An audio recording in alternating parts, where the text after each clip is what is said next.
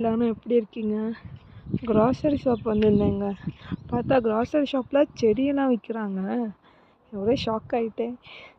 என்னடா இவ்வளோ செடியெல்லாம் விற்றுருக்காங்களே அப்படின்னு பார்த்தேன். ஆமாம், இங்கே கார்டனிங் வந்து அதிக முக்கியத்துவம் கொடுப்பாங்க அப்படிங்கிறதுக்காக இங்கே கிராசரி ஷாப் வெளியிலேயே செடியும் விற்கிறாங்க. செடியில் பார்த்திங்கன்னா பூ வகை நிறையா இருந்தது. நம்ம ஊர் செவ்வந்தி அந்த பூவை 2-3 கலர் வச்சுருந்தாங்க.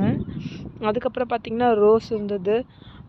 ரோஸில் நிறைய கலர் இருந்தது. நிறைய இங்கே சேல் ஆகிடுச்சு போல். ஆனால் நிறையா இருக்குது கலர் இங்கே. மறுபடியும் இங்கே வந்து ஃபுல் பண்ணிகிட்டே இருந்தாங்க. நிறைய பூ வகை இருந்துச்சு. அப்புறம் பார்த்திங்கன்னா காயும் இருந்துச்சு. பச்சை மிளகா இருந்தது. பச்சை மிளகால 5-6 வகை வச்சுருந்தாங்க. இலையோட காய்க்கு தான் நிறைய காய்ச்சி தொங்கிட்டு இருந்தது. அப்புறம் தக்காளி இருந்தது.